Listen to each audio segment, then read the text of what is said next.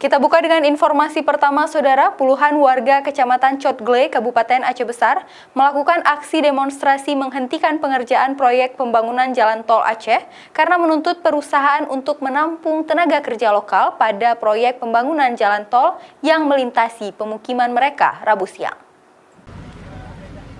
Truk angkutan dan alat berat yang berada di lokasi pengerjaan proyek jalan tol Aceh di kawasan Kecamatan Cotgle, Aceh Besar sempat dihentikan oleh warga yang melakukan aksi menuntut lapangan kerja pada proyek pembangunan jalan tol Aceh yang melintasi pemukiman mereka.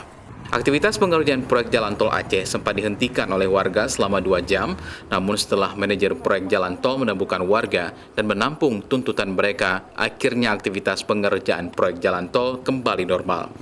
Warga Kecamatan Cotgle, Aceh Besar meminta pihak perusahaan proyek pembangunan jalan tol untuk menampung 20 orang tenaga kerja lokal, sopir, dan operator alat berat bagi mereka yang tinggal di sekitar lokasi pembangunan jalan tol. Kita tampung dari warga, ya kan, nanti kita follow up ke atas. Nah, nanti dari atas kan mungkin mereka pertimbangkan lagi seperti apa kan gitu. Yaitu sebagai driver kan, driver untuk ngangkut tanah ini kan sama operator alat berat itu aja. Solusinya keputusannya hari Senin kita tunggu dari kantor orang itu. Nah, udah. Kalau tuntutan kita apa aja? Tuntutan kita cuman lowongan sopir sama operator.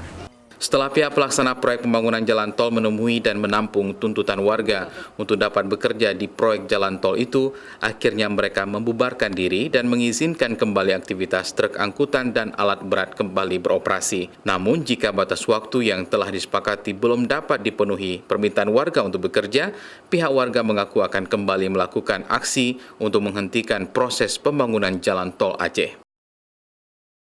Raja Umar, Kompas TV, Banda Aceh.